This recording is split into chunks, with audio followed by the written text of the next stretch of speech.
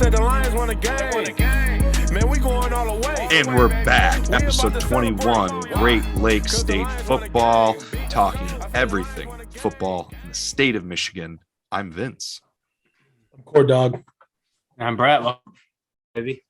It's been a couple weeks. We put our brilliant minds together and came up with the decision that we will be doing this every 2 weeks now, every other week, just due to the lack of news. Obviously, with the draft, this is going to be a pretty full episode with a lot to talk about.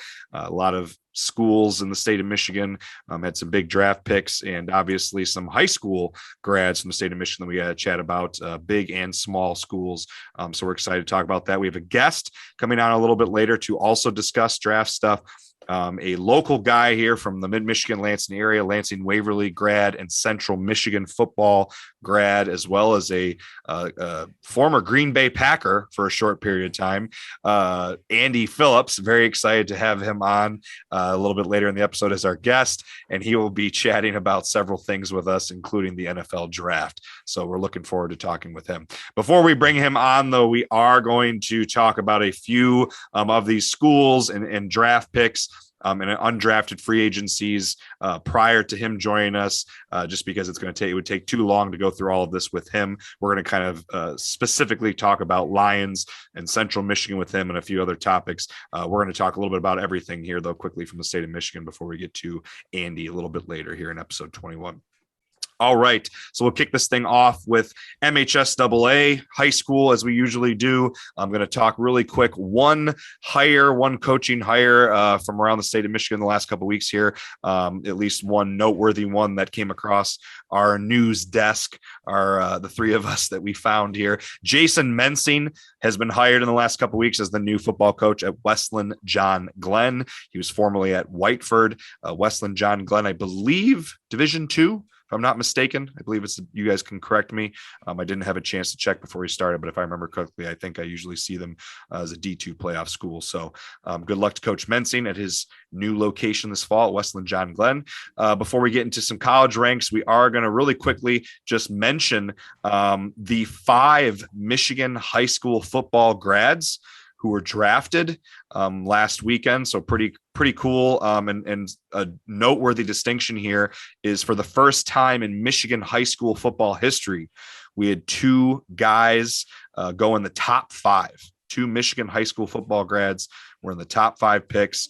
This is according to the D Zone. Credit to the D Zone. Put out some great stats last weekend about the draft. And those 2 players, obviously very noteworthy guys from the University of Michigan in Cincinnati. Aiden Hutchinson, who attended Dearborn Divine Child, was taken 2nd overall by the Lions, and Sauce Gardner from Detroit King High School was taken 4th overall by the Jets. So pretty cool. The first time ever that we had 2 Michigan high school grads taken top 5 in the draft. What do you guys think about these 2 picks before we move on here? I want the sauce. Give me the sauce. I think, Kory, wasn't it you and I who talked about over the weekend? We forgot that he was from Detroit King. It's crazy that he was overlooked. I think he was only a 3-star coming out of high school. That Michigan State didn't get him, that he ended up going to Cincinnati. Good for him, man. Had a heck of a career at Cincinnati. Yeah, I think we brought it up actually in the podcast 2 weeks ago too.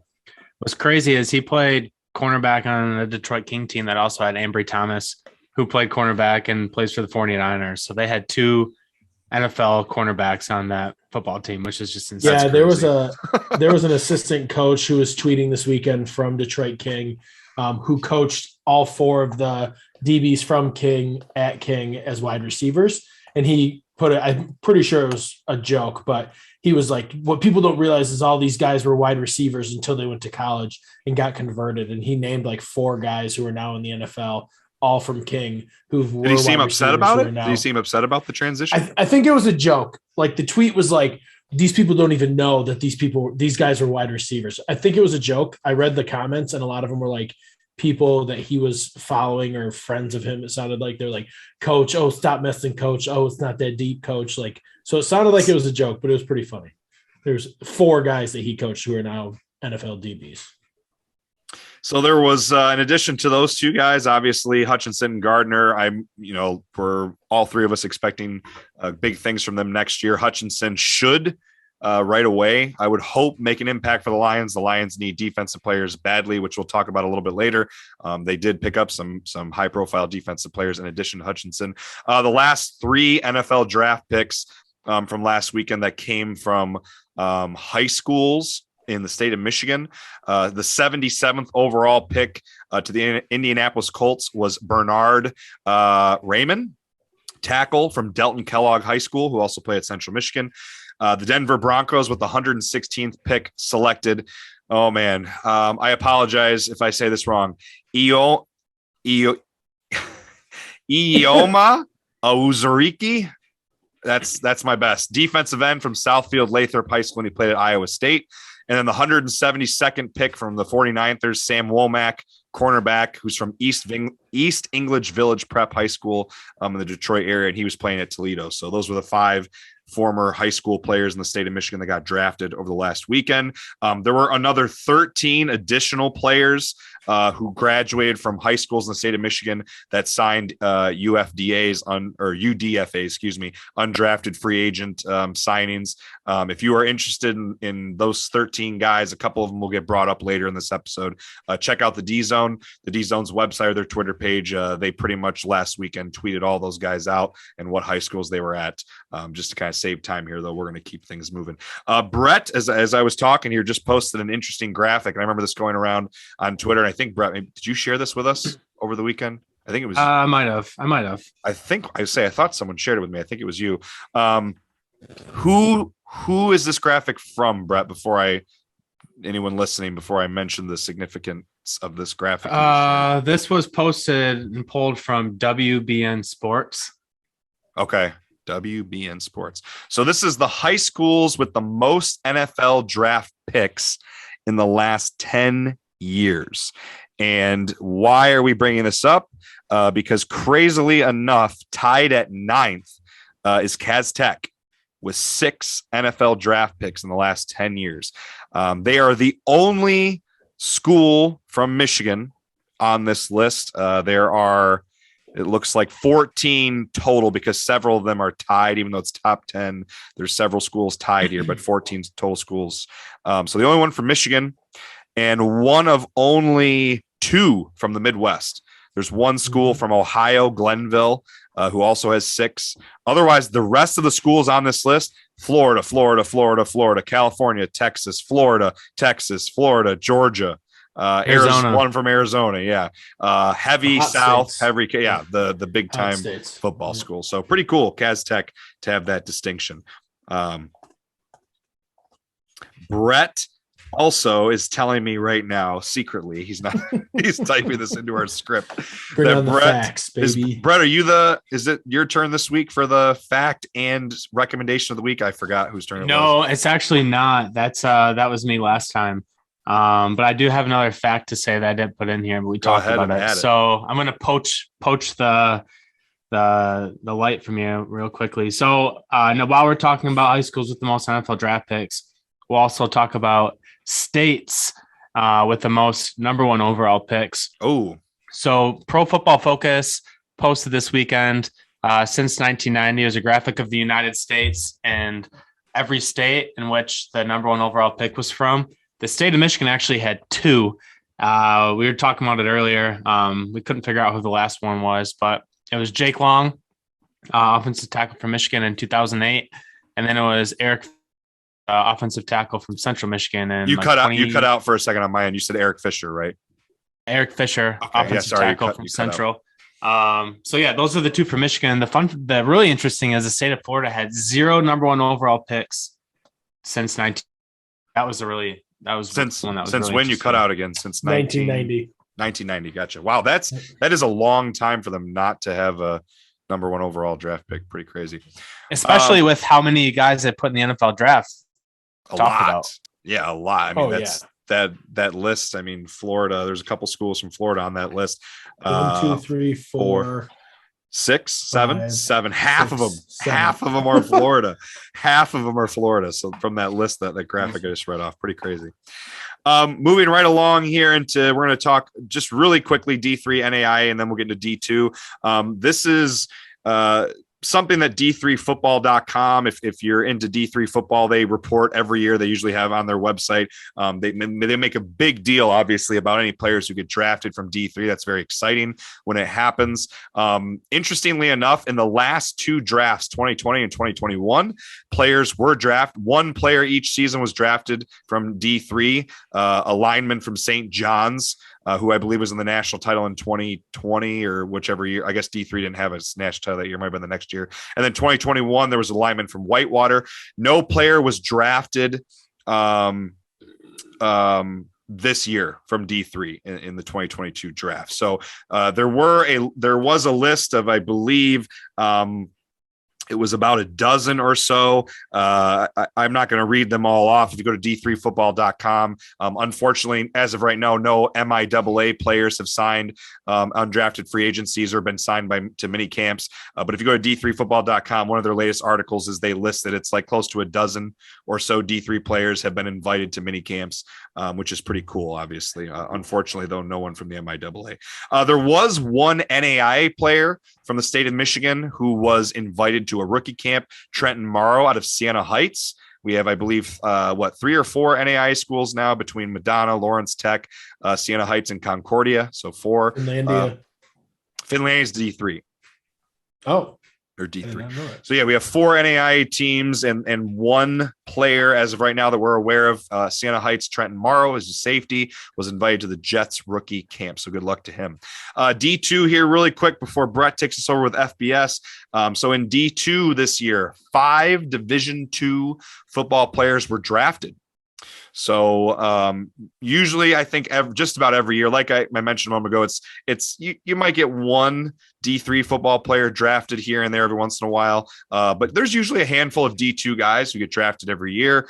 17 FCS players were drafted this year as well. So you have 22 non-FBS players got drafted this year, which really isn't a lot. Obviously, the majority of the players getting drafted are from major Division I football. These are the noteworthy players from the state of Michigan who signed undrafted free agencies from D2 conferences or D2 schools. There was no D2 players drafted out of the state of Michigan. These guys are going to make fun of me, but I added this really quickly here. Hillsdale actually had a former player who first signed because it's Hillsdale, not the biggest one. We'll get to Ferris State at the end. Save the best. He's from Iowa.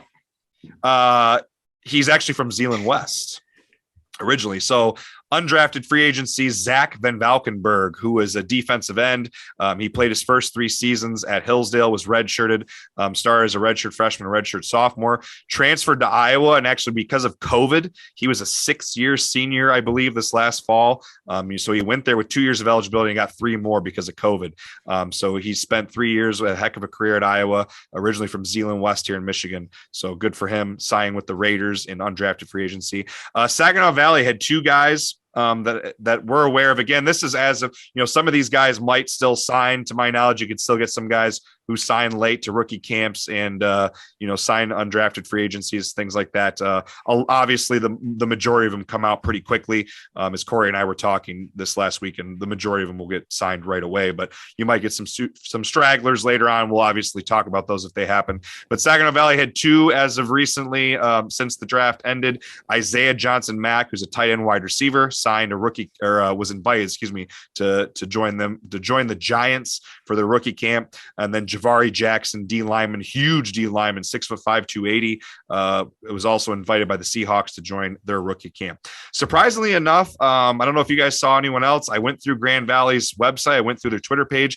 As of right now, it looks like they only have 1 guy. On their website, they had a list of about 5 or 6 players. 7 or 8, it looks like, who apparently were prepping for the draft. But as of right now, only 1 guy from Grand Valley has been invited to a rookie camp. Dennis Johnson, D lineman, another big guy. My cousin. Dennis Johnson, Brett Johansson's cousin. So I see the resemblance. Yeah, we'll see later on if any other guys from Grand Valley or Saginaw Valley get picked up. The last one, obviously the most high profile one, is Ferris State. Jared Bernhardt was receiving quite a bit of attention, even on ESPN, leading up to the draft. And Maryland's lacrosse page obviously was making a big deal about this. There was speculation that he maybe get drafted late. He did not get drafted, but he signed a free agency almost immediately after the draft ended with the Atlanta Falcons. He declared in the draft as a wide receiver and a kick returner. So he's originally out of Florida, led Ferris State to a national championship. 2 offensive linemen from Ferris State signed contracts in undrafted free agency and 1 a rookie camp. Zane Obeid from Dearborn Fordson signed an undrafted free agency with the Lions. Dylan Pasquale out of Trenton High School in Michigan signed a rookie camp invite with the Buccaneers. Pretty crazy. Ferris State leads all of Division II, or led all of Division II last year with 7 different players in NFL preseason camp. And then they also led all Division II schools with the most guys who made 53-man rosters last season. Ferris State had 4 guys in 53-man rosters and a 5th guy who was on a practice squad. So Ferris State doing big things in terms of sending guys to Division II. So yeah, it's crazy fact about Zane Obeid. He's only a junior in the class. Oh, I saw that he's redshirt. He's junior, probably a COVID junior, but still a junior. He still had one more year, which is pretty crazy. So that'll wrap up my end here. Brett, do you want to pick us up with FBS? Oh, I'll pick you up. So moving on to FBS, some of these guys are repeats, like Vince had mentioned earlier, just because they are from a Michigan high school, but I'll repeat them anyways. I do want to point out, so what we decided for the FBS, since there were so many guys that went UDFA, undrafted free agent, that we wouldn't mention them unless they double dipped from either going to a Michigan college and Michigan professional team or a Michigan high school and a Michigan college, just to kind of keep things a little bit more straightforward. We'll start Central Michigan up in Mount Pleasant. Luke Gedeke, which Vince had mentioned earlier. Actually, no, he didn't mention him earlier. He mentioned Bernard Raymond. But anyways, Luke Gedeke was taken by the Buccaneers, 2nd round, 57th overall pick. He had a really circassious or cautious path to the league. He was originally a tight end at Division III Wisconsin Stevens Point, and he realized that he didn't want to play D3 anymore, and he wanted to play for Central Michigan. So he began eating a 7,000 calorie per day diet to put on his weight. And then he eventually walked on to Central and joined CMU, and then got moved to tackle, and now he's drafted. So depending on how his professional career turns out, I'm sure that it'll probably be East someday based on that story. I was going to say 2nd round pick, you're normally getting some pretty decent guaranteed money. So for sure. Should be locked in. And then the other one, lineman Bernard Raymond, the Chippewas, was also selected in the 3rd round. I think he slipped a little bit. I think both these guys are supposed to be 2nd round picks roughly, and Bernard slipped to the 3rd. And I will mention UDFA, Khalil Pimpleton from Muskegon High School picked up to go to the Lions. So good for Khalil, staying in state. High school in state, college in state, professional in state. That's so cool. That's dedication. Really cool. Same with Aiden Hutchinson. Pretty cool stories. Yeah, same with Aiden Hutchinson too, for sure. Going down Kalamazoo, Western, Sky Moore, wide receiver, drafted in the 2nd round, 54th overall by the Chiefs. That is just a great pick by the Chiefs. I think he'll probably have a somewhat better career than, what's his name? Kory, the old wide receiver. Kory Davis. I think Sky Moore is going to be fit this and better. He's a fast guy, I think, or 140 at the dash, and his 10-yard split time from start ranks him in the 0.7% of NFL since they started tracking it, which is pretty crazy speed. And with Tyreek Hill going to the Dolphins, they're certainly going to have some space to fit a new guy in. So best luck to Sky Moore. Moving on to Ypsilanti, the field is still gray. No news on the NFL front, but Vince has a story about why the field is gray. Am I telling the story? Oh, yeah, baby. Tell that shit, DJ. Oh, you guys are acting like it's going to make fun of Eastern, but I think it's a pretty cool story. I got a chance to meet with one of the coaches from Eastern Michigan last week, middle of the week. They were looking at some guys at Grand Ledge, and the store, and they came in to talk with us about some players, and the story kind of came up randomly. The guy was just the coach who came and talked with us was chatting about how the current head coach, Chris Creighton, how when he came, right, Chris Creighton, I believe is his name. Yeah. Creighton, yeah. When he came in, just how much of a mess Eastern Michigan was. They had so many problems in terms of culture and things like that. So one of the first things that he implemented right away was a culture rebuild. And one of his, to make this story really quick, basically long story short, one of the things that he hangs his hat on, or his mantra with their program, is they'll play anyone, anywhere, anytime, in any location, kind of like Tom Izzo says for basketball. And one thing that he would say is, we don't care if we play you in a parking lot. And apparently that was something that he would say all the time. We'll play you in a parking lot, like just to have this gritty attitude that we don't care how rough and tough it's going to be. We're going to make it work. We're going to play. And so when he came in, they made a lot of the facility upgrades at Eastern Michigan have taken place since he took over. A lot of new facilities, a lot of new nice stuff. And one of the things they got was a new turf field. And basically they were asked what color they wanted it to be. Do you want it to be green, or do you want it to be another color? And their coach said, why not gray? Let's make it gray. He goes, it's going to be a mental battle for people to come in and see this gray field, which is, not necessarily pleasing to the eyes. And he goes, I wanted this as a mental challenge for opponents to come in and basically bring hype down from their opponents, because opponents get hyped up at a really cool looking field if it has crazy colors or crazy designs. And he basically said, by making it look like a parking lot, gray, ugly, that the idea was people would come in and it would be like a mental advantage over opponents, which I thought was pretty interesting, cool mindset that they have for their field. Do you guys remember when Eastern Michigan was on the not top 10 because Chris Creighton had them try to break down a brick wall with a sledgehammer prior to their entrance? It didn't work. I do remember that. Got to give that guy credit, man. He's had more success at that program than any coach ever in their history. So, which I know it's a low threat or a low hanging fruit, or low standard, but you got to give him credit where credit's due. Yeah, for sure. No, thanks for sharing, Vince. Maybe they should have made the hash marks yellow so it designate a parking spot. Moving on to Ann Arbor with the Michigan Wolverines. We'll hit you with a couple of fast facts and then go into the draft for the Wolverines. First off, the Wolverines have the 5th most picks in all colleges and Division I, with 389 all-time NFL draft picks, which is extremely impressive. That's more picks than the NFL has players right now. Who is the number one? Who's the number one all-time? I think it was Bama or Ohio State. Bama would make sense. They They had a lot of tradition back in the day. Yeah, they did. I know Notre Dame was a little bit behind Michigan, which was a little surprising. But one other thing Michigan has had is they've had a player drafted every single year of the common draft, and the only other team that joins them is Florida, which is really impressive as well. I mean, Michigan's had some down years, and they still happen to have a guy that gets drafted. But for the guys that did get drafted this year, Aiden Hutchinson went number 2 overall to the Lions. That was a pick that was pretty much set in stone once we saw Trayvon Walker go number 1. At the end of the first round, Dax Hill went number 31 to the Bengals. That was another pick that he was a late first round guy.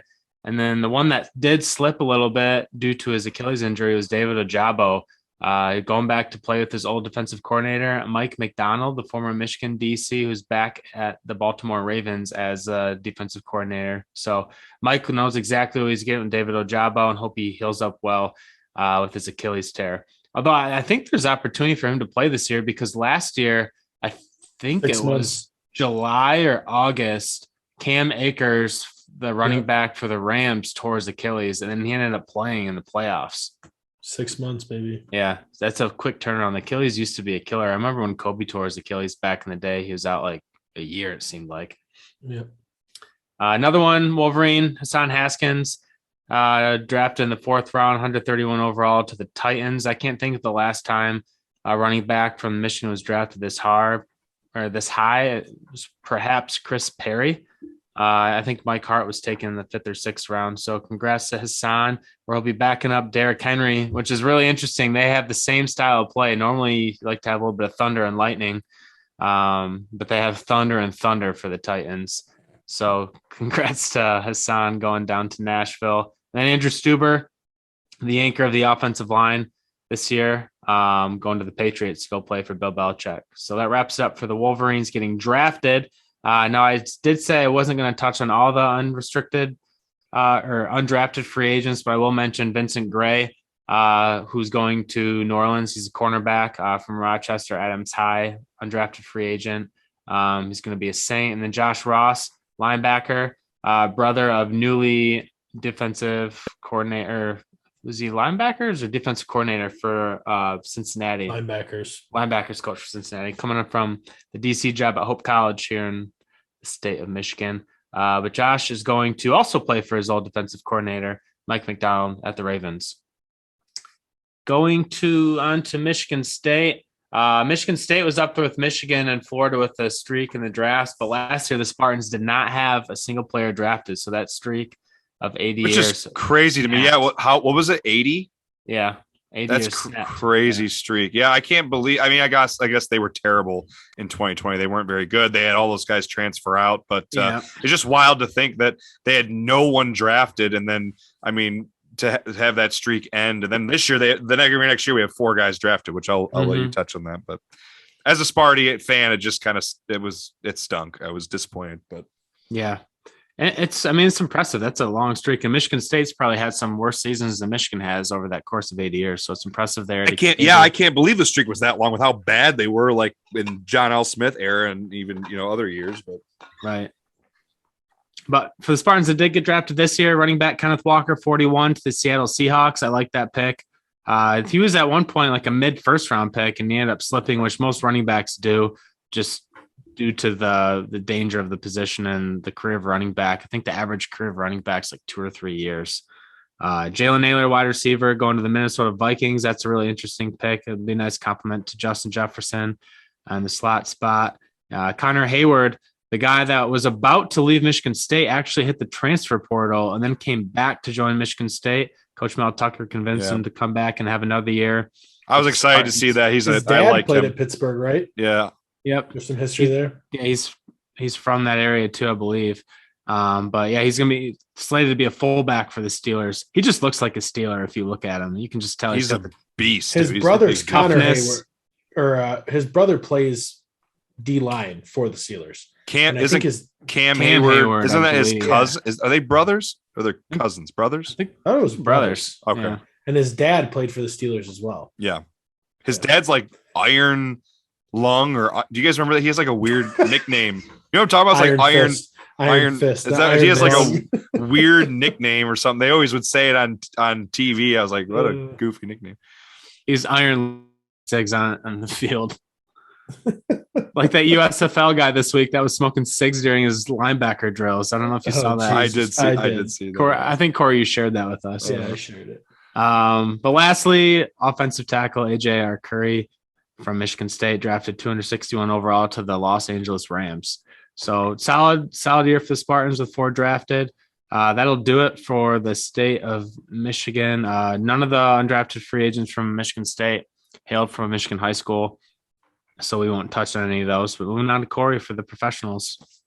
Yeah, we'll kick it off with the Panthers. They beat the Pittsburgh Maulers. Speaking of Pittsburgh, 24-0. They pitched their first shutout in program history. They played Sunday, May 1st. Shea Patterson had another abysmal game, 8-17 for 49 yards. He still sucks. Thank God we didn't get him on the podcast this last week. And then running back Reggie Corbin out of Illinois had a great game, 133 yards rushing, 1 touchdown. And yeah, that was all for the Michigan Panthers. I actually have not seen the Michigan Panthers game yet. So they're 1-2. They're 1-2, and they're on my agenda to track down. And we will talk about the Michigan Panthers with our special guest, Andy Phillips, this week. And then we will not touch too much on the Detroit Lions just because we do go pretty in-depth with Andy on the Lions, which you guys will hear next after this. The one thing that I think we can mention that will not come up with Andy, pretty cool stat here from the Detroit Lions for their draft is they only have 1 player currently on their roster after the draft who is over 30 years old. Michael Brockers is 31. That makes me feel so old. Yeah, because I didn't even think about it. You just mentioned that, Brett. Now you're making me feel old to say that. Yeah, that's funny. Well, all right. Hope you enjoyed the first part of the podcast here. We're going to go ahead. Oh, sorry. Brett's got something else you got to add. Kory, did you want to talk about the stat you had over the NFL draft for the Lions? How'd they grade it out? Yeah, so I found a pretty cool template which we can post onto Twitter and share and give some kudos to the outlet that produced this. But anyway, so they took all the media outlets and took the grades that the specific writers gave from that media outlet, and then pretty much created like a GPA system on the other side of it. So the Lions came out as the 5th ranked team with a 3.55 GPA. So pretty amazing. Some pretty high grades. The lowest grade actually came out of the Washington Post with a B-, which I think is kind of bogus because the guy from the Washington Post just probably doesn't know jack about Detroit. So there's that. They did have the New York Jets as the highest rated draft, tied with the Baltimore Ravens at a 4.08. And then the Eagles, Kansas City Chiefs, and then followed by Detroit. So really promising.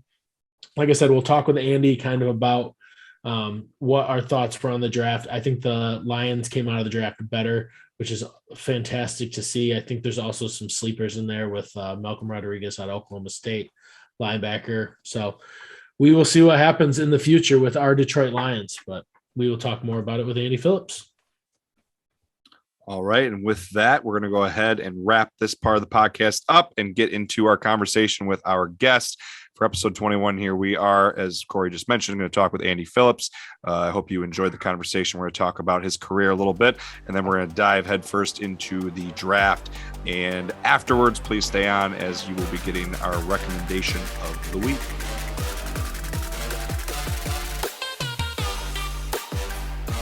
Going to go ahead and segue into the second portion of the podcast here with our guest for episode 21. We have on tonight Andy Phillips. Andy Phillips is a 2010 Waverly grad. He was a 4-year starter there at offensive line, linebacker, little defensive line as well, 2-time All-State selection, and finished his career. This number always blows my mind. Finished his career with a 510 total tackles. He went on to play college football at Central Michigan from 2010-2014, where he was a 2-time captain, 2-time All-MAC honoree, started in 43 consecutive games before getting signed by the Green Bay Packers, spending some time with them in their preseason in 2015, played in 4 preseason games, and was one of only 21 out of 25, players who tried out and signed after that rookie camp. Andy, how you doing, man? I'm doing good, man. You take me down memory lane. It's like the flashback of my life. I don't know what else would even need to be said. We tend to be poetry. We should snap right now. After that we tend to be pretty thorough with the introductions. I know Ryan Anderson, who's a DeWitt grad and played at Rutgers. When we had him on earlier on, he kept going, man, how do you know all this shit? Where'd you find this stuff, man? I was like, we're trying to do our research, make sure that we get things your good buddy Google, right? At Google, hey, it's a great friend. Great friend. So, Andy, kind of after introducing you, obviously a big background in football out of the state of Michigan here.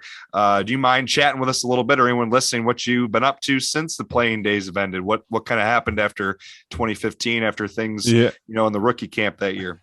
Yeah, man. So that was a wild time. I went as a tryout guy to the rookie camp. So what guys are going to be doing this weekend. And I had no idea what to expect. I'm like, all right, cool. I get to try out. I had zero idea how hard it was to actually get signed from these. I'm like, they're bringing you in. They're paying for your plane ticket. They'll take you serious. $1 billion places. I'm worried about the plane ticket. It's like pennies on the dollar. Then, right? That's nothing. So I was lucky. My agent was good. I was lucky because he got me there because they didn't draft any linemen in Green Bay that year. They signed 4 guys after, but they didn't draft any. So, all right, well, at least maybe there's opportunity. Anyways, long story short, I get signed after rookie camp, go through the offseason, end up being like the final cut. They kept me an extra day because they're like, man, we really want to keep you. We're going to see if you clear waivers about bringing you back to practice squad. I'm like, all right, cool. So I stayed an extra night.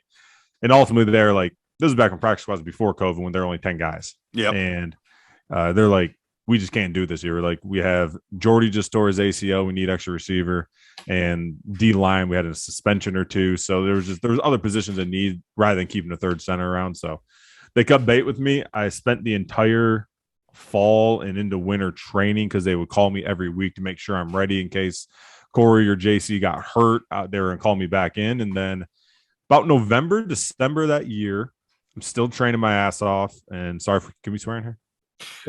Kory swears every episode. Yeah. My father-in-law likes to give Kory shit because he pretty much swears every episode. I'll lay off You the can F swear. word for the kids.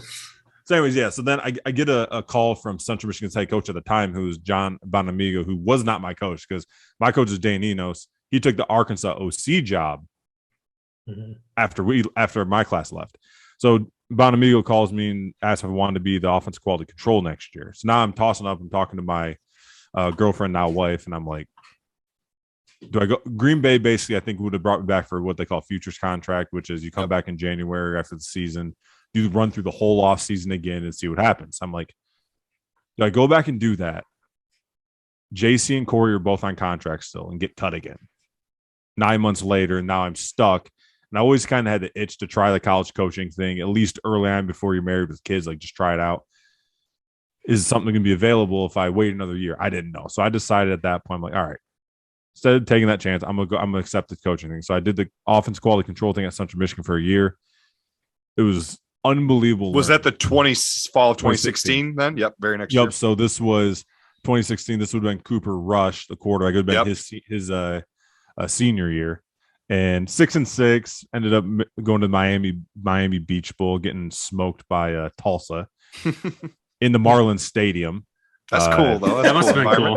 It was cool, but man, it was a long night for us. But anyways, yes, I did that for a year, and they told me I could have came back as a GA, and I'm just like, what is before I let you go on, because this is something I've actually wondered. What, in terms of that job, offensive or defensive quality control, what does that entail? What do you do? Because I hear about that a lot. You're essentially a GA.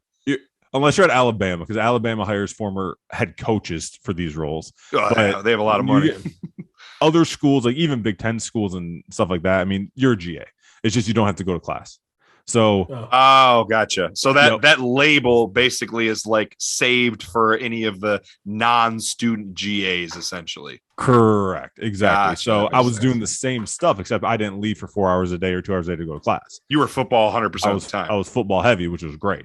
And, do you get paid the same as the GA? Is it the same kind of? Yeah, and if it was different, it wasn't anything noticeable. Gotcha. That's cool. You're not getting, and I promise you're not getting paid worth a you know what. Yeah, it's not much. Learned so much, because I was working directly with the offensive line, obviously, but also the running backs, and then I would do stuff for the offensive coordinator as well, just like little. So I breaking down the film. I mean, it was just, again, the only reason I stuck in Green Bay for as long as I did, the 5 months, was because of my knowledge of the game. I mean, I'm not a big guy. You guys see me in person. I'm 6'2", if I'm lucky, and short-armed, and I was soaking wet 300 pounds. I mean, I wasn't a big guy. It was knowledge. So, but I learned so much even more during that process. Well, since then, I just realized I was like, there's other things I want to do.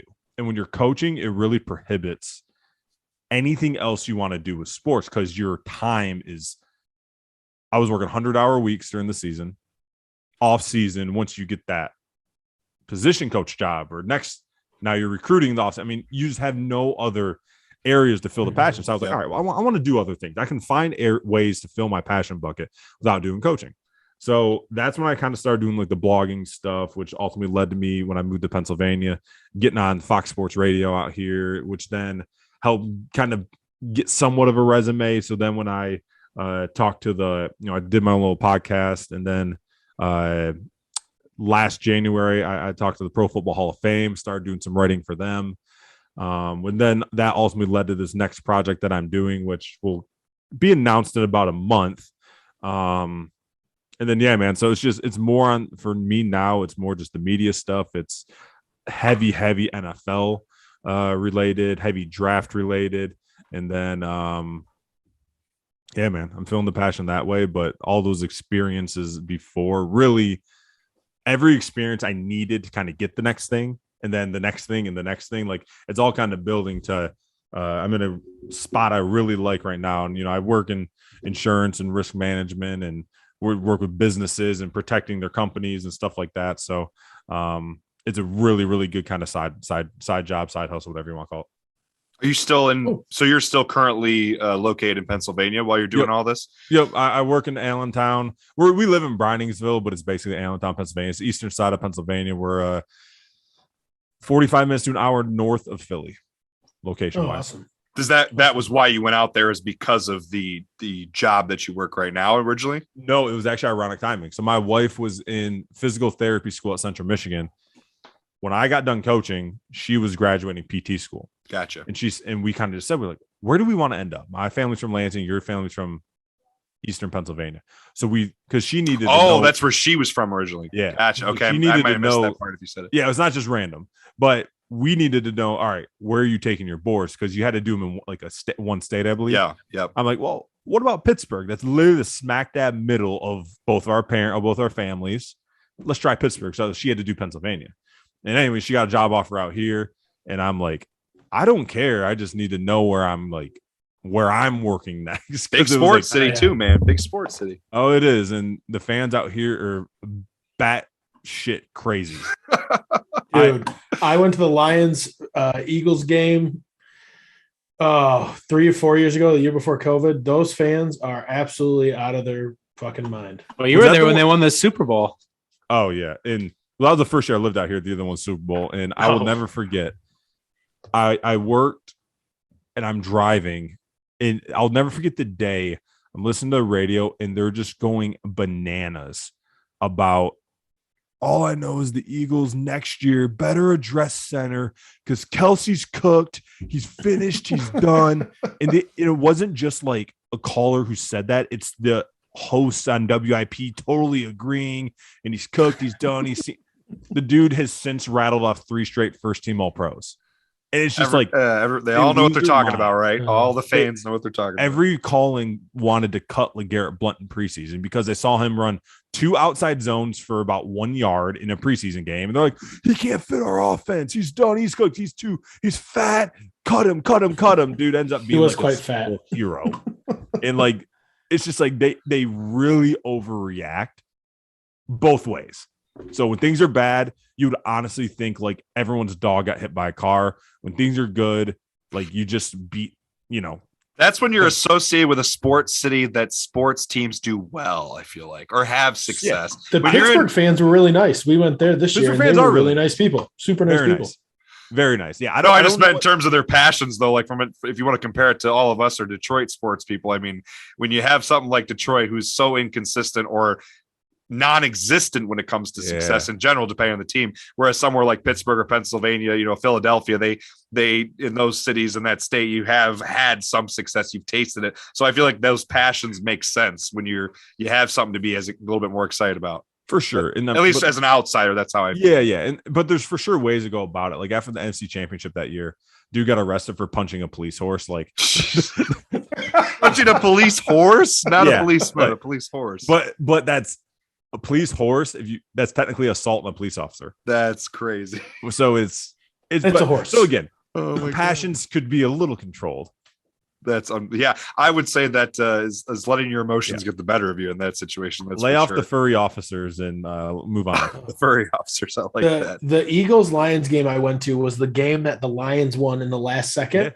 They kicked the Eagles kicked the onside kick and the Lions got it. Yep. We're sitting there with like 4 minutes to go, and luckily there was this like nicer couple behind us. And the lady tapped us, and it was like getting down to the nitty gritty, and that game was back and forth. She's like, "You guys need to leave."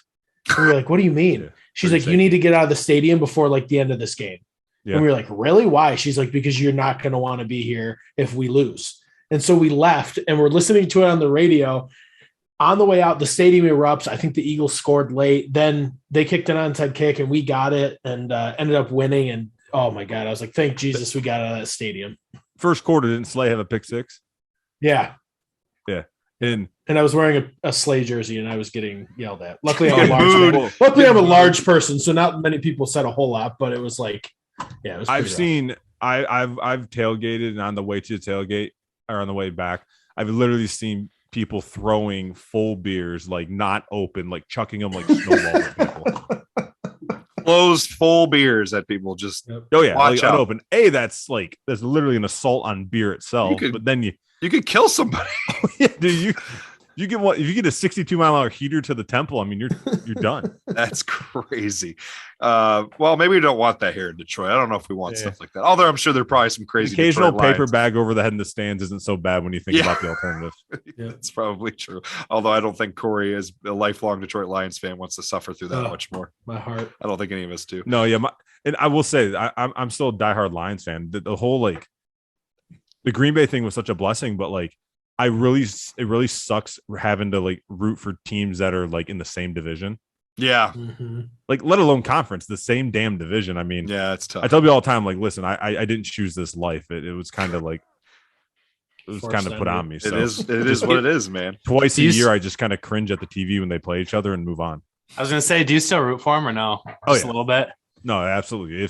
And then I 15 games a year, I'm diehard for both teams, and when they play each other, I just go offense. Looking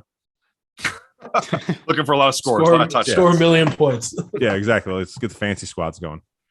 So we do want to talk a little bit about Lions here. That was the next thing we're going to get into. But before we get into Lions, I just had a couple other questions here to kind of wrap up what you're currently up to. Do you think, and kind of touching on the sport of football and how what it means to you and kind of your life and how your life revolves around the sport? Yeah. Obviously, right now, as you mentioned, you're spending a lot of time outside of your job. Filling I liked what you said, filling your passion bucket, finding ways to scratch that itch, as people say. With writing, right, the media side and podcasting, things like that. Do you feel like there'll ever be a time in your life or in the future where maybe you'll try to get into coaching, whether it's, whatever level it may be? Yeah. You know what? I actually, I interviewed for a head coaching job out here. Oh, wow. 2.5 years ago, and won't name the school, but everything I was told is they were going to offer me it. But I talked to my job at the time, and I got the blessing, but at the same time, it was kind of I just started there.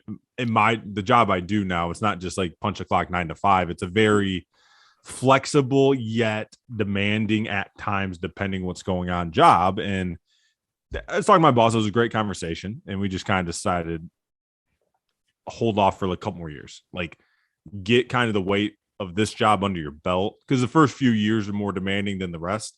And he said, let's revisit this in a couple of years, if you don't mind. I was like, yeah, that's fine. I was like, listen, I saw an opening. I went for it. I'm kind of an all-in kind of guy. And so, yeah, I do have – I would like to in the future, yes, to answer your question.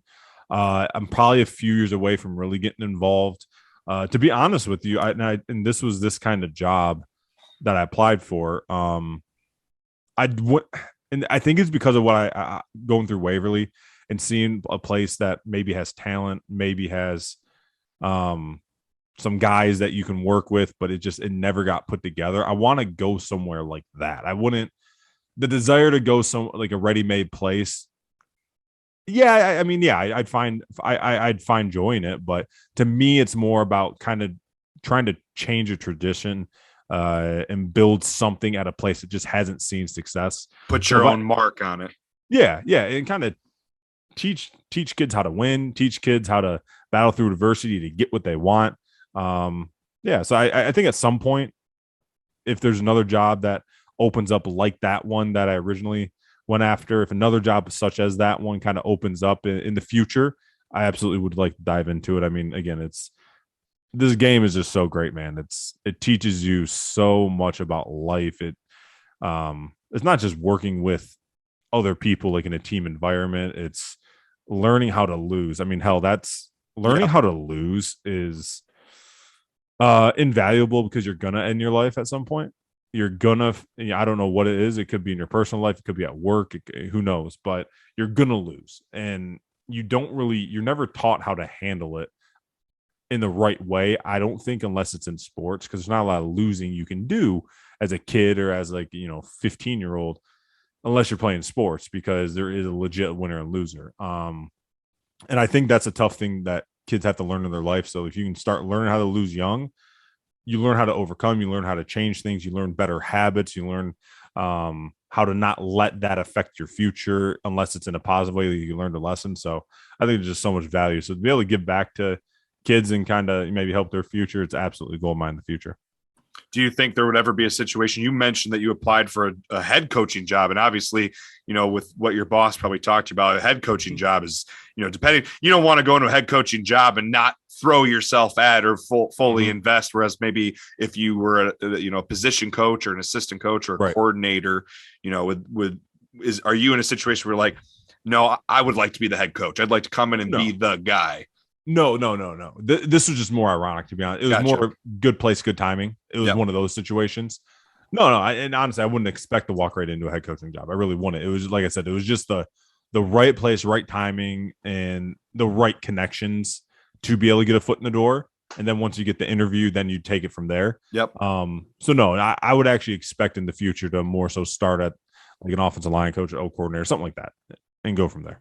We've actually talked to a few guys that we played with in the Lansing area. I don't know if you've kept up with it or not, but a guy that was a few years younger than us, Jaleel Canty, who played at Everett, took over as the head coach after only 2 years as an assistant. Pretty crazy story. And then this year, obviously, FA out of East Lansing, taking over Okemos. Yeah, taking over with Okemos. Like pretty crazy. When you see those young guys who very little coaching experience, obviously great college careers, but to see those young guys jumping into head coaching jobs, I think is pretty cool. It's great. And I think it's to be able to like relate to the kids. I think is smart for high schools. If you get the right one, I mean, you can't just have a young guy to get a young guy. Yeah. But if you get the guy that has the experience, whether it be playing, coaching, and has the kind of that fire to help kids, that ultimately can relate to the kids because you weren't in high school that long ago. I think it's smart because you're speaking the lingo at the same time, though. You have a job right away to make sure you're demanding respect. You can't just, my O-line coach in college was very good at this. He would be your worst nightmare right away because he knew it's a lot easier to be hated and then start laying off the gas once they've earned your respect. You can't go the other way. If you come in as their buddy, you will never get the full on, I don't want to say respect because that's not the word. You'll never get the full on fear. And fear is actually an okay thing to have as a player. If you fear your coaches, you to an extent, you're obviously not fearing for your life, but if you fear your coaches to an extent, it is a good thing because you need that discipline instilled in you. They're kids. You need that discipline instilled in you. So I think it's good, but that's what probably the challenge I'm sure Jaleel and FA are going to have, or Jaleel had, now FA is going to have, is you better make sure, yes, I'm close to you in age. We might listen to similar, music. We might know the same lingo. We might know the same movies. We might like the same cars, but I'm going to demand respect right away. And then once you earn mine, we can have some laughs.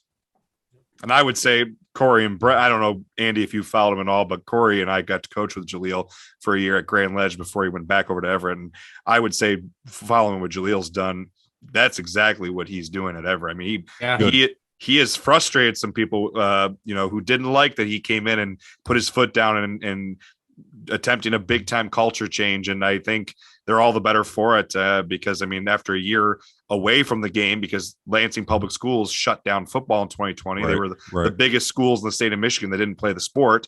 They won 4 games last year. They went 4-5, which obviously 4-5 is a losing season, but after 2 years of not playing the game, brand new coach, pretty cool. Playing. I thought it was a pretty cool story. So I 100% agree with you.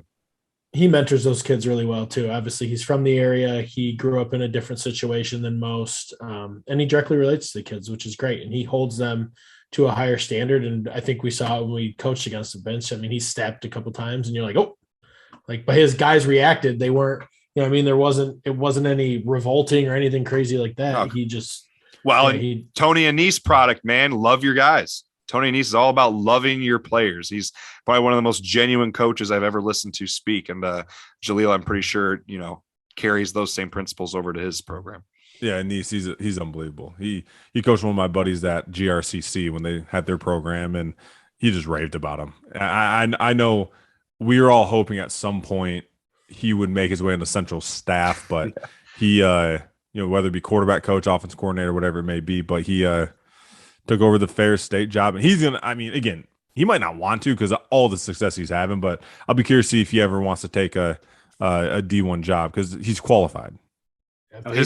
Yeah, He's built a dynasty at Ferris, but Yeah. I mean, just being a human, you're always flirting with the next step. You always want to do Absolutely. the next best thing. And coaches, you guys know as coaches, your competitive fire, it makes it tough to settle.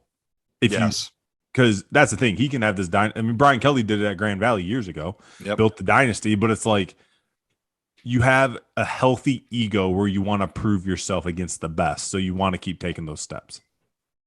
Yeah, I'll be curious to see if Anise. I obviously he just won his first national championship with Ferris, but he was flirting with it for about 5 or 6 years now. Between they had the national runner-up, I think it was 3 years ago, and then they made several semifinal appearances in addition to that. But yeah, I'll be curious to see.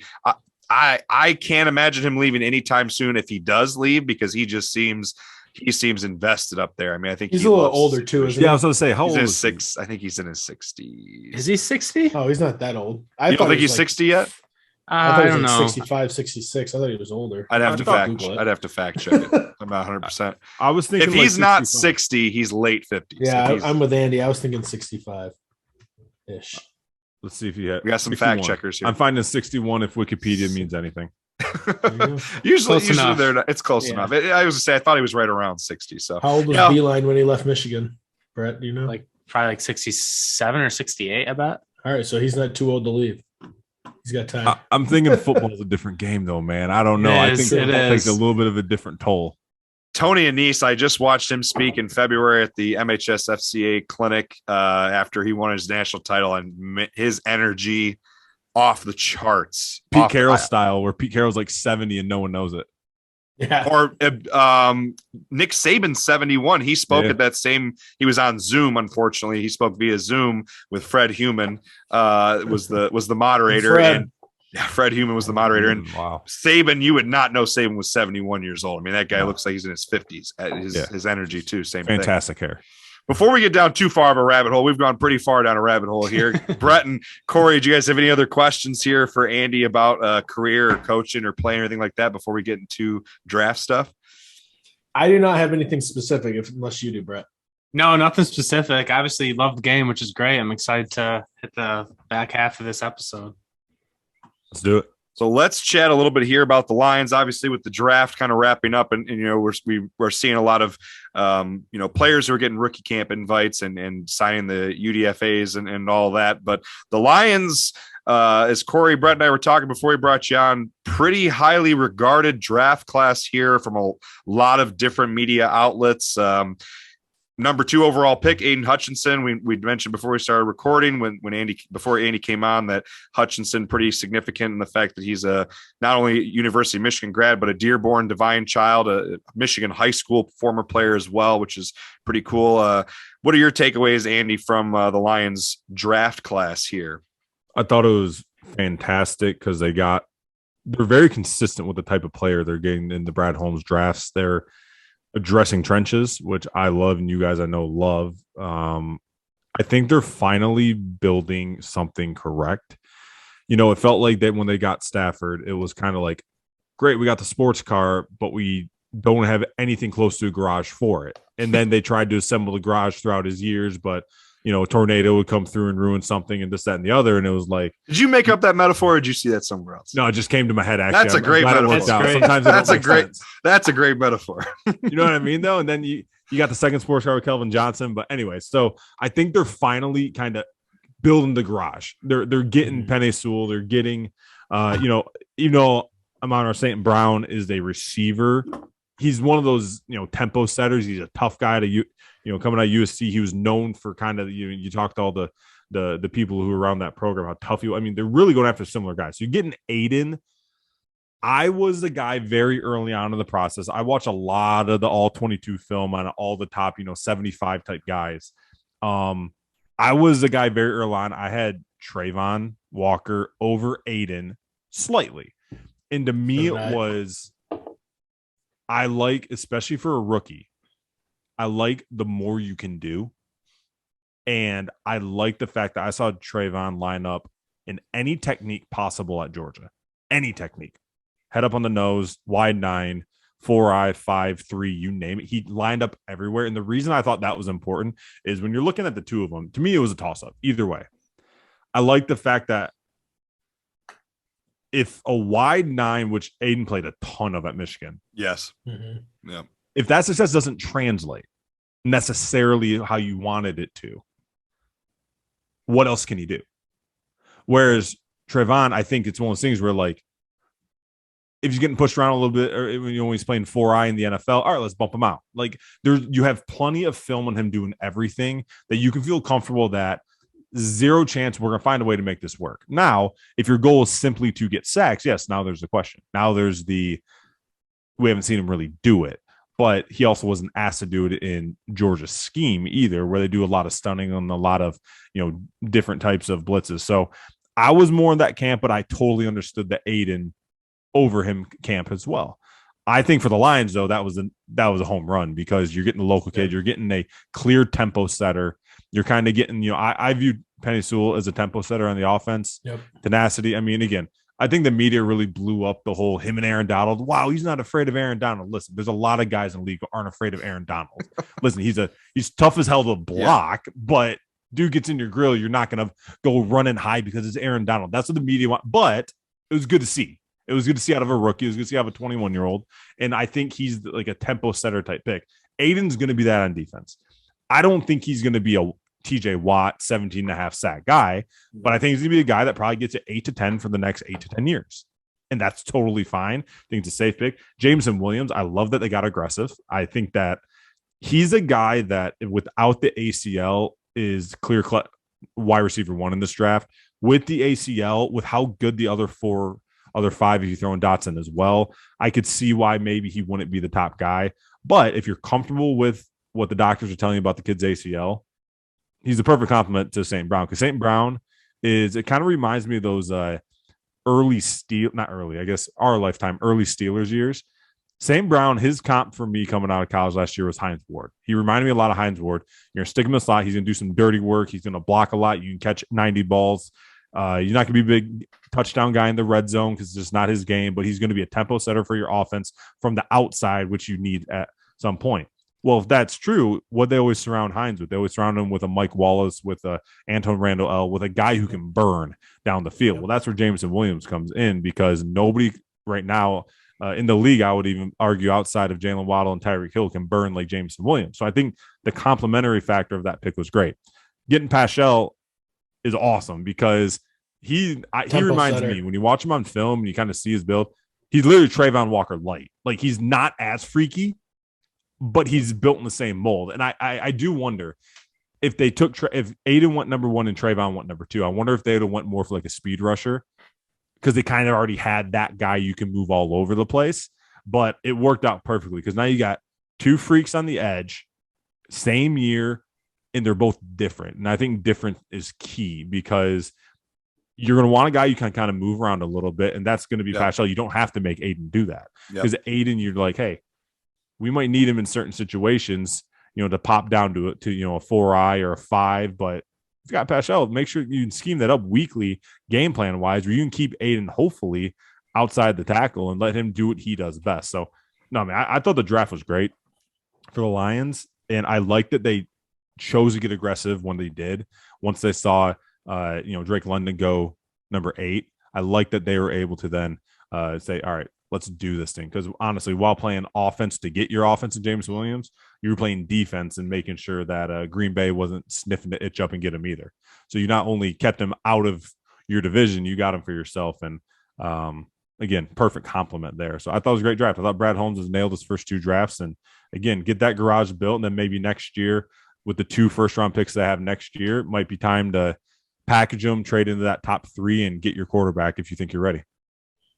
I would agree. I would say Jameson Williams is one of those people he's your Lamborghini, and you've got your Porsche built around him, just to keep the car metaphor going. Aiden does worry me though, man, because I don't see Aiden. Aiden isn't a huge production guy he's going to create it himself. I think Ojabo really helped him this year at Michigan. So, I mean, I would love to see a weak side end or something. I know we picked up, I'm going to draw a blank on the guy's name, but he was a high draft pick a few years back. We got him out of free agency. He'd been pretty underproductive. Guy from the Dolphins. Yeah. Can't think of his name. Why am I drawing a blank on it too?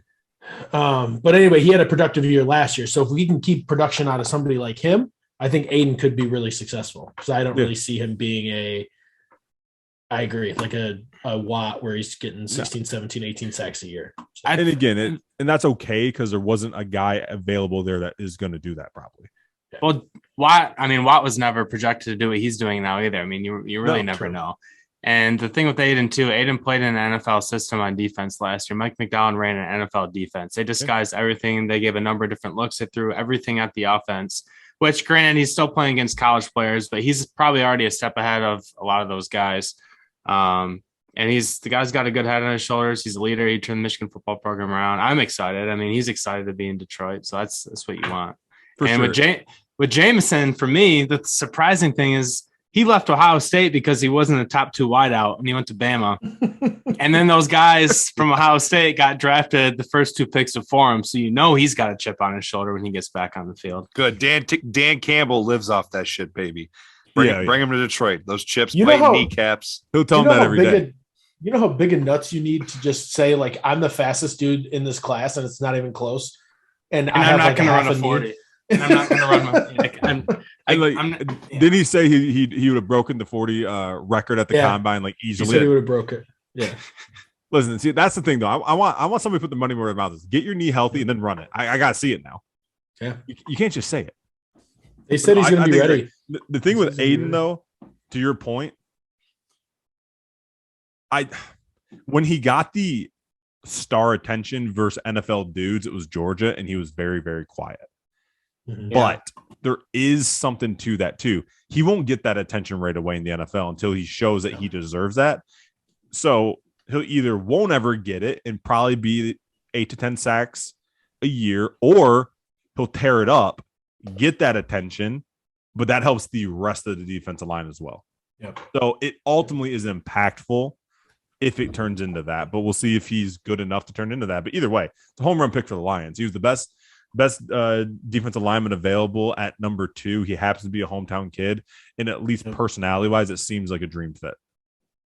Since you just said that, I want to go off that really quick. The personality fit in terms of Dan Campbell and his culture. That's obviously something that has widely been emphasized and publicized, through the Detroit Lions social media crew and pretty much any videos and commentary they put out from Campbell and this staff, is that culture and personality they have to mesh.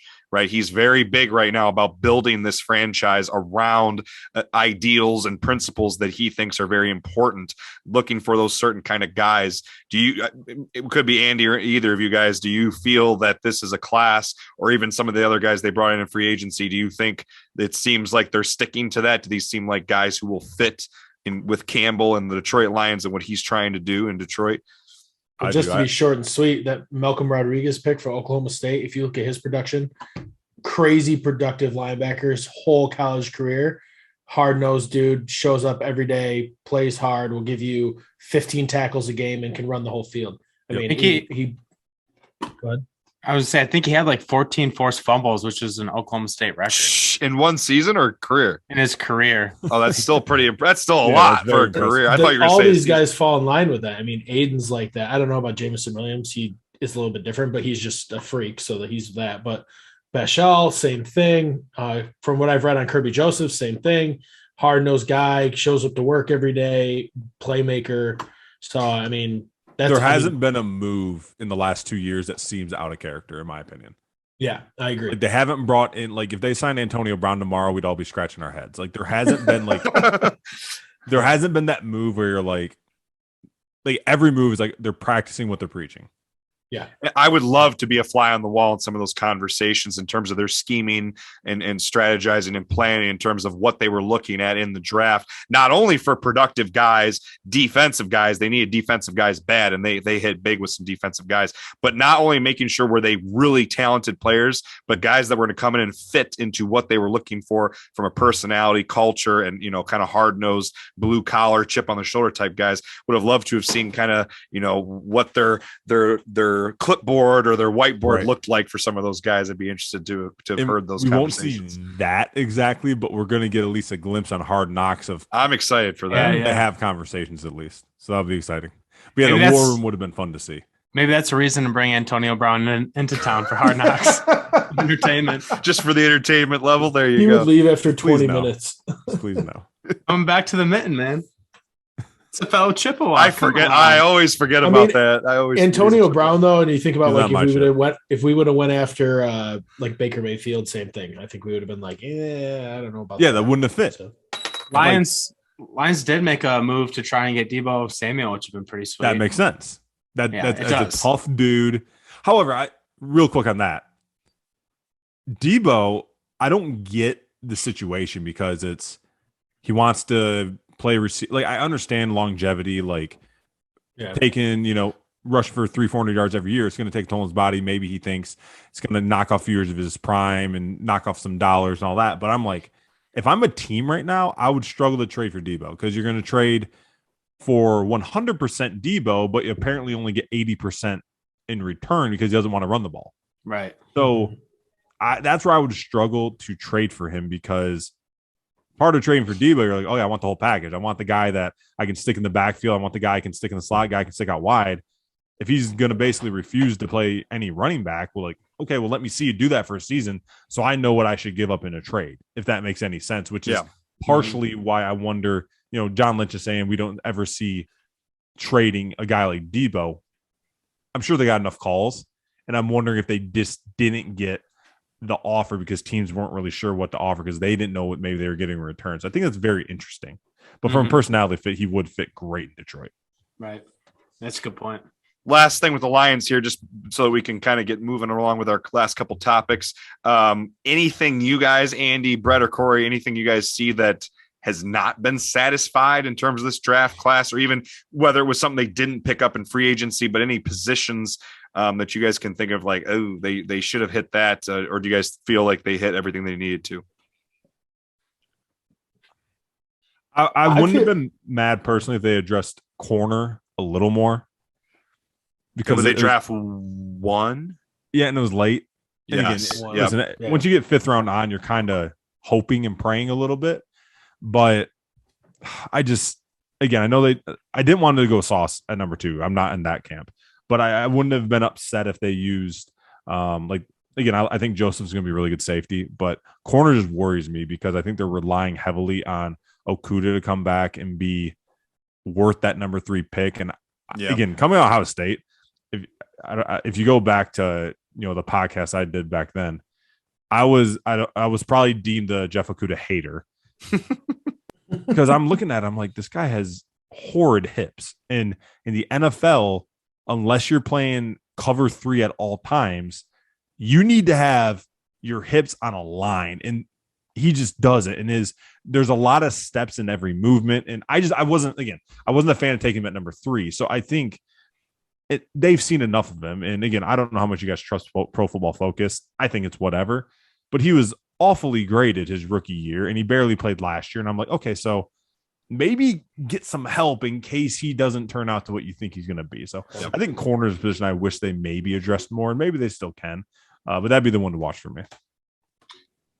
I think, it's really nothing that's going to make an immediate impact. But number one, I'm pretty excited about their offense next year. I mean, if Jameson can make it back in, you got him, Shark, Amon St. Brown on the outside, and you got Hawkinson and then DeAndre Swift. And obviously you got Goff. You got Cephas on the bench too. Yeah, you have Cephas too. Had a decent year. And then what's his name? They just resigned from last year, wide out with the longer hair. Josh Reynolds. But yeah, I would like to see him grab, just a backup quarterback in the late round. I really like that Bailey. I think it was Bailey Zappi from Western Kentucky. Yep. Guy's got a sling on his arm.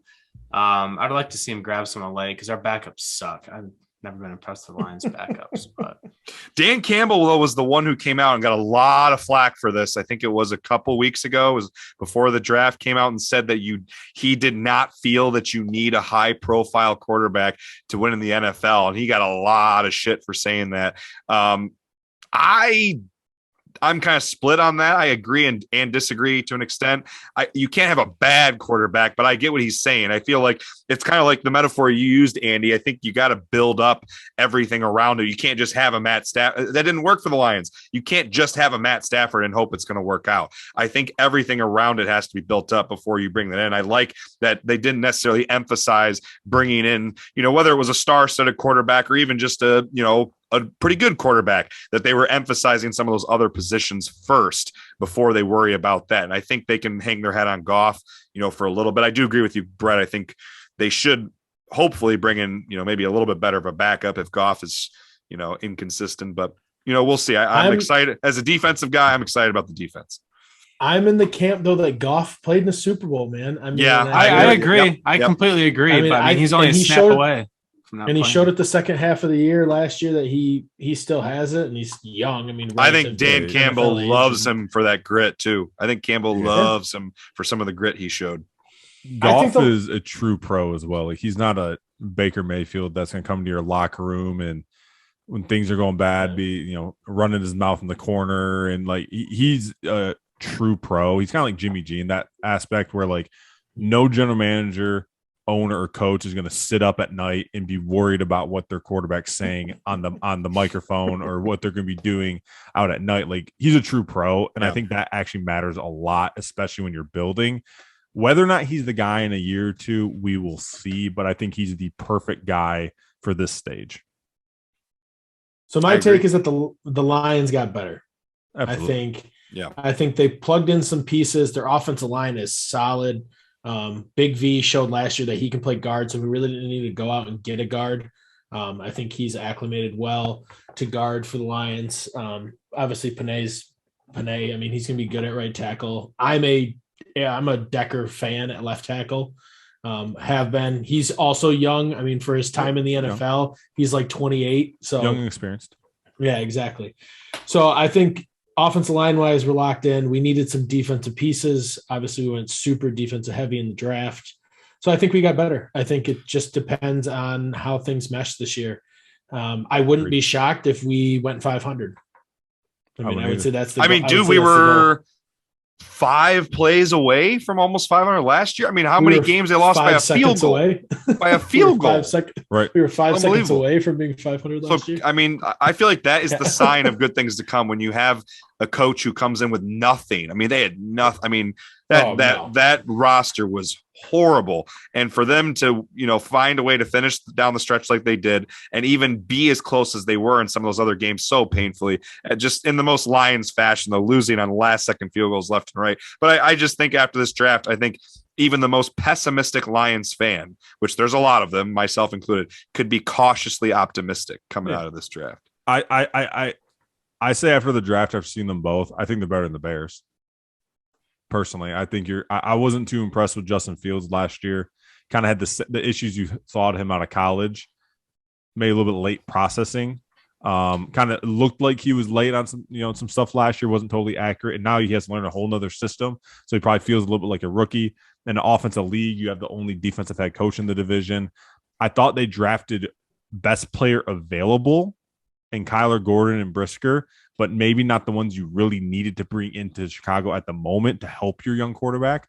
So I think the Lions are, in my opinion, looking at third place in division at worst. And we know Minnesota is year to year a 7-win team or an 11-win team. So you don't know which one of them are showing up. Yeah. I think Green Bay is still going to be the class of the division. I don't think they're as good as last year when you lose a guy like Devontae Adams, but I think their defense is going to be better. And I think they're going to still win about 11 games, but I think Detroit's going to compete.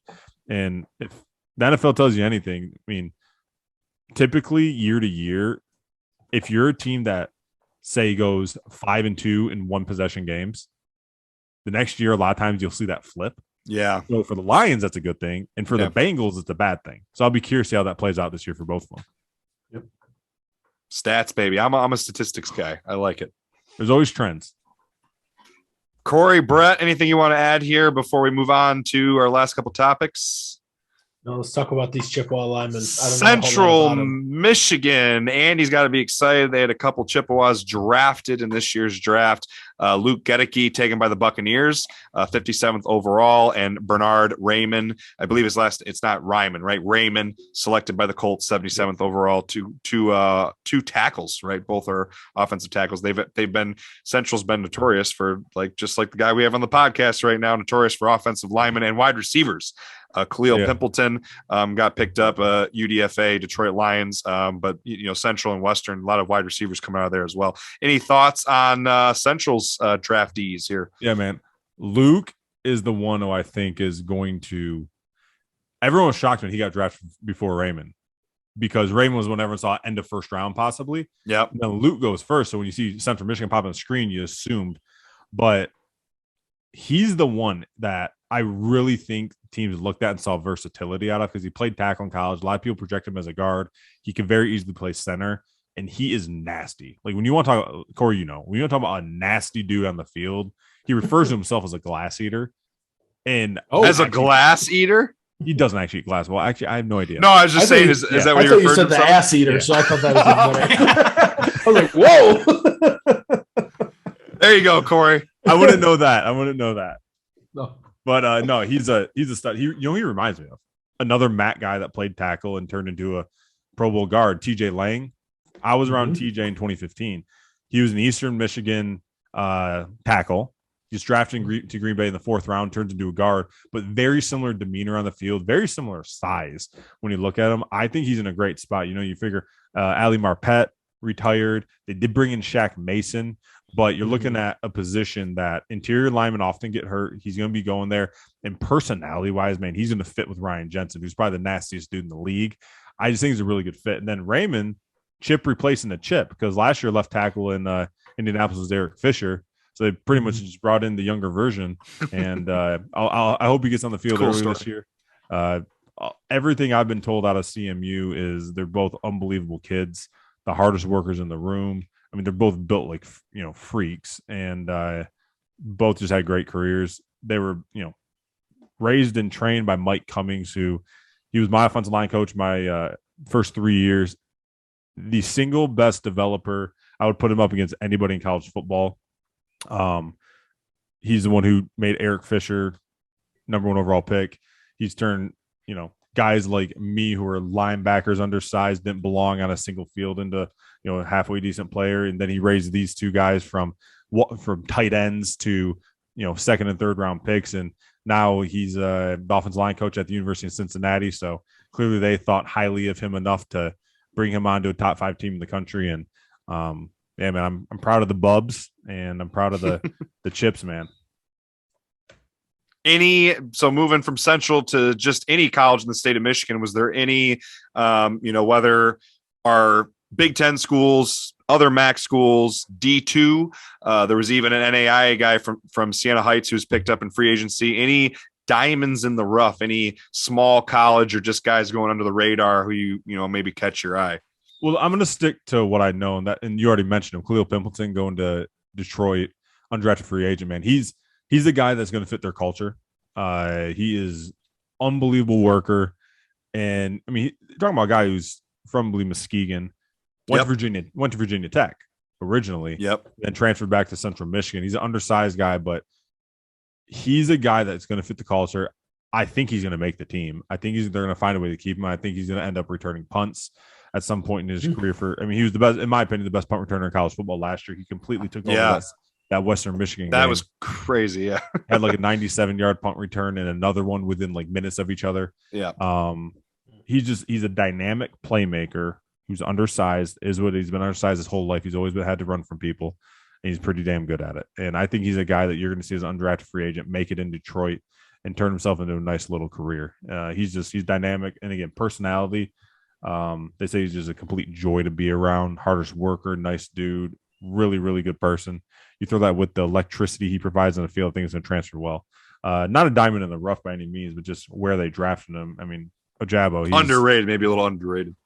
Yeah, but Ojabo, I mean, he's going to the Ravens where they got him. I mean, I understand Achilles are scary, but you're looking at his old DC. He's got his old DC back. Yeah, exactly. A guy who knows him and knows how to use him. So he's going to find success. And you're looking at a guy who, before the Achilles, would have been probably top 15, 16 pick.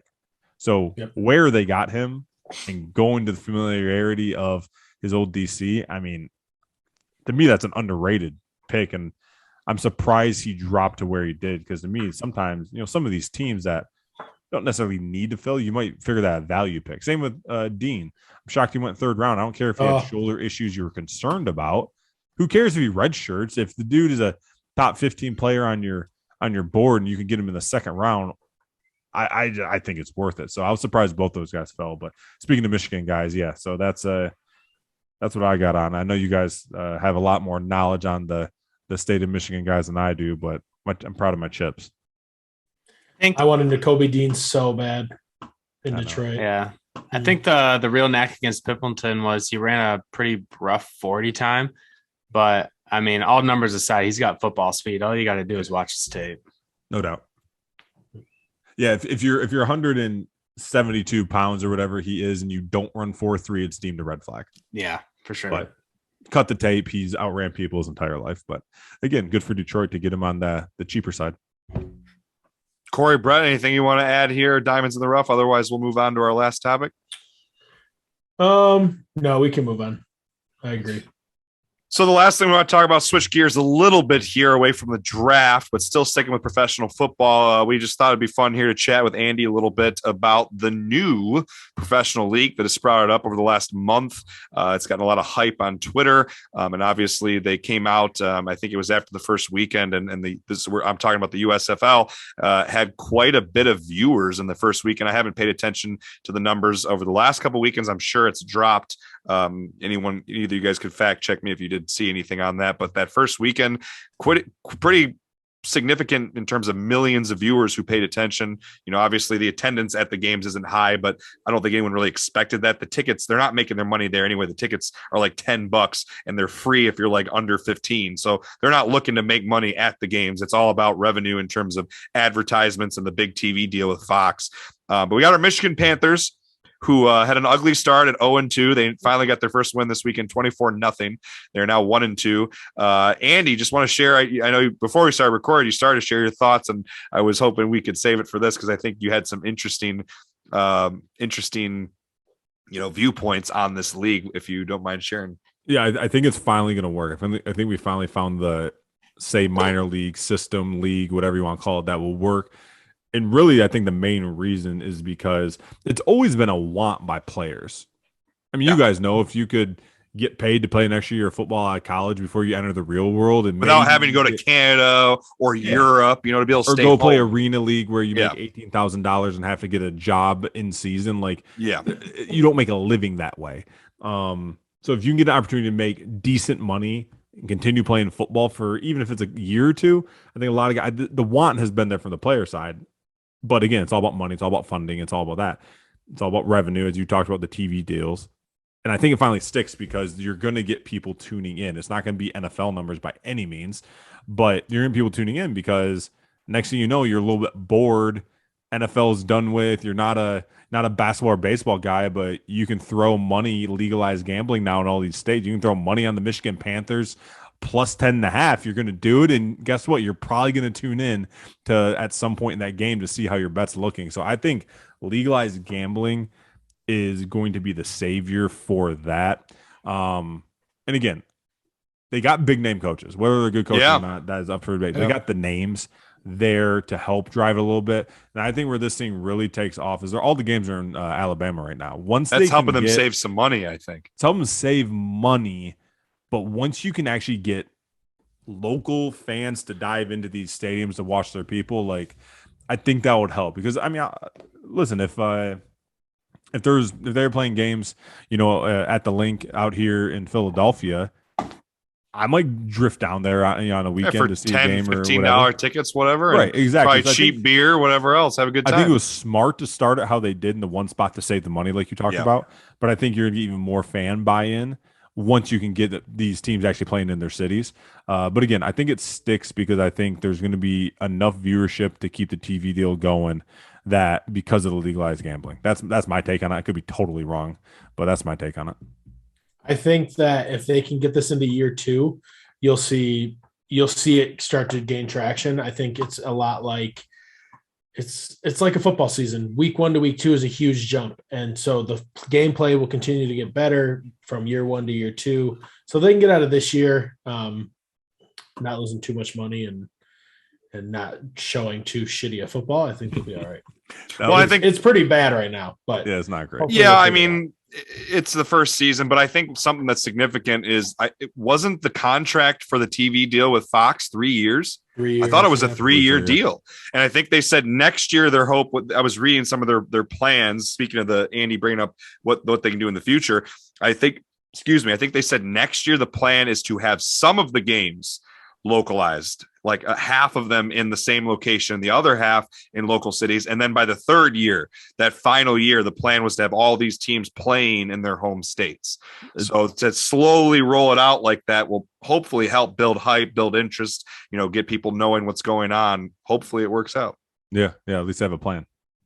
I like I told these guys when this was announced and was being hyped for a while. Any opportunity for more football, I'm there. Now, again, hopefully the games get a little bit more exciting. I do like the rules. Some of the different rules they're implementing makes it a little bit more interesting. But yeah, hopefully, I don't know if you guys have been watching a lot, but the scores have been not very many of them have been above 30 points per game, so they've been pretty low scoring at the time for the time being. But It probably, I haven't watched too much of it, but it probably reminds you a little bit of like when you watched like that week 4 preseason game and you're kind of like, what is this? It's a little bit of that going on, but at least then you're in the back of your head thinking like at least half these guys are gonna be cut tomorrow. yeah, You know what I mean? whereas this is their team. This is the team pretty Right. much. So we'll see. We're having fun with it. Hopefully get to see the Michigan Panthers, back in Michigan in a Fisher, couple baby. years. That'd be fun. That would be fun, man. I'd love to go to those games. That'd be a good time. A lot cheaper, hopefully, than a Lions game. That's It'd be for sure. nice to have them in either Lansing or Grand Rapids, so we don't have to go all the way to Detroit. So that's what I was wondering. Do they have like a base location like set for Michigan yet? The team in the 80s, I think, played at the Silverdome, didn't they? Yeah, they did. Yeah. So I don't know. It just depends on if Ford Field wants them there or not. Ford Field's a big arena to open up just for some minor league football. I wonder agree if with you, though. renovating the Deltaplex. Oh, They yeah. closed. You never know. That Deltaplex close? closed. They did? No, Shut that they're down. going to renovate it. They're getting a new owner. Yeah, it's not They going said- to be an event center though. Oh, We'll talk about that rabbit hole later. Yeah, Okay. from what I read. Well, I just It's wanted to going to be mention. for the Michigan Panthers. I just wanted to mention what Brett said there. It'd be pretty cool for these teams if they had them in an area of the state that's a little bit further from their main NFL team, because then it taps into a section of the state where maybe it's, again, if it's Grand Rapids or Lansing, then people aren't driving 2, 3, 4 hours to get to the game. Think of them in the UP. Yeah, UP, there you go. Superior Dome. Superior Dome. That'd be sweet. I got nothing else to do up there. Yeah, it's true. But there's also a population of like 50,000 people that live Yeah. up there, or At 100,000. that point, just go play in the CFL. Yeah, there you go. Well, all right, guys. You have anything else you want to add here? Otherwise, we're going to get into our rapid round questions with our guest. Bring So does that on mean questions. no? Nothing else to add? Nothing else to add? Bring then? it on. Well, for our second week in a row here, we started last week with Coach Grove when he was on a new segment to end things with our guest, our rapid round questions. Firing off, we got 5 questions here asking our guest a couple different things that they, and then Kory or Brett on the script is I did adding, not write that. adding I an did not write inappropriate question that I will not ask. We can ask Andy off the air this question that Brett's typing out. All right, Andy, are you ready to go? I bet I know the question because I bet I've been asked it a million times. I guess you You did go to definitely know. Central. that. You know the question. Andy, are you ready to go? Let's go. All right, our first question here on the podcast, we tend to recommend something each week, and a lot of our recommendations tend to revolve around craft beer or bourbon whiskey. What is your go-to if you had to choose a craft beer or a bourbon? Probably Eagle Rare. Eagle Rare. Is that, Bourbon. wait, I was going to say that's a Whiskey. bourbon. Isn't Not that? I haven't craft. had, Whiskey, yeah. have not had that one, so that's your go-to. Good. Give it a try. It's pretty good. I mean, I want to say something outside like Woodford's and Maker's Mark. That's things I'm sure everyone a little bit more unique. Eagle Rare. It's Solid. it's decently priced. It's like $35 a bottle, so it's nothing like too crazy. It's in the Maker's Mark Woodford area price wise, but delicious, man. I'm gonna have to add that to my list the next time I need a bottle. I'll pick it up. Question number 2: favorite sports team. If you had to choose just one team to root for, high school, college, NFL, any level, what's your go-to favorite sports team? Doesn't even have to be football. I gotta go with the Chips, man. Central Michigan. Number one fan, right? Number one fan, baby. Question number 3: if you could do this all over again and choose any other sport, can't be football, whether it's to play, coach, be involved in any other level, what sport would it be? It's a loaded question because I need to figure out if I would have success in said sport. I'd probably go baseball. Just for the enjoyment, I'd say just the enjoyment level. Oh, the enjoyment level, I would say basketball. I love basketball, but if I wanted to, some of the enjoyment in life is finding success in it, and I'm a 6'2", thick guy, so I'm gonna go with baseball. It was growing up, it was probably my best sport. I just didn't love it as much as football. So when I got to high school, I only played baseball 1 year, and then I just did track to help with football. So if I couldn't do football, I'd do baseball probably. Question number 4: favorite sports movie. I mean, Rocky. Oh, nice. But I want to, if I'm going football, I got to be honest, man. I'm just a huge fan of the Replacements. Wow, the Replacement. I was gonna say that's usually not the first pick for most people. The Replacement. I think Shane Falco is just dynamite, and Danny Bateman. I'm just a huge fan of the movie. It's the one that if I see it on TV, like when the question there was like, oh, what's the one movie if you see on TV you can't, you have to stop it. Stop. Everyone says watch. everyone says like Shawshank Redemption or something like that. Mine is the Replacements. But my favorite is Rocky. Like I think Rocky's the best movie ever. Rocky 1, a great classic. 76. I think it's just the absolute best. But it's a classic. Yeah, but Replacements is just dynamite. Last question: pre-game hype song. What's your go-to? Wasn't a big music guy pre-game. I'm more of like a calm before the storm guy. You know what I mean? Like meditation, just silence. There's an old saying like a clenched fist gets tired, so you don't want to clench it too early. So I was just more relaxed guy, and so yeah, like did you listen to any like calming music or relaxing music, or were you just a guy who like took a nap? Story. I had a habit my junior year in high school of listening to. I randomly heard it one day, and I'm like, this is very relaxing. My heart will go on Celine Dion from the Titanic. There we go. That's great. That's a great song. though. That's a great song. I would just I'd sit there, eat my pregame meal in my car in the parking lot, and just like relax. Cry. And cry. Think about Leonardo DiCaprio drowning on the door, falling off Ball the my door. eyes out, hoping that it's not going to be like a 42-6 score at halftime, and then get into the locker room and go from there. But no, I wasn't a huge music guy in college. I just whatever the guys are throwing the stereo, I didn't really care. I was more like just thinking about stuff in my head. Thinking about your job, thinking about what you got to do in the game to win. I was the ultimate, like when I played, man, I was the ultimate, like I was so afraid to make a mistake for my team that would just eat me alive. But as soon as the game started, man, it was just, that wasn't a worry at all. But pre-game, like just constant like butterfly effect. And so, yeah, music wasn't really a thought. Maybe it should. You were too worried. Yeah, but it's just say maybe it would have taken away some of the anxiety. It sounded like you were just. You did the metaphor, the clenched fist. It sounds like your whole body was clenching up. Yeah, basically. Yeah. So the fist didn't need to, I guess. But like by Saturday at 1:00 or whatever time the game was, by that day, I had convinced myself that the guys I'm blocking are Warren Sapp and like Ndamukong Suh. Like I got to that level of like, I thought these guys were just amazing on the film. Like I convinced myself that. But then by the first play, I realized they're just schmucks. And I was like, all right, this isn't that bad. You know what I mean? All right, guys, that will pretty much do it. Before I give Andy an opportunity to plug anything that he wants, Kory or Brett, anything else you want to add? Andy, thanks for joining us. Love your insight on the game, man. I appreciate it. I appreciate you guys, man. Yeah, Andy, thanks for coming on, man. Got to ask you, going to go to the Chips game when they go down to Happy Valley this fall? I am. September 24th, I'm there. Nice. I'll be there too. I had no reason to go to Happy Valley until then. It's a good, cool stadium from what I hear. That's right. They got we got Richardson back at quarterback.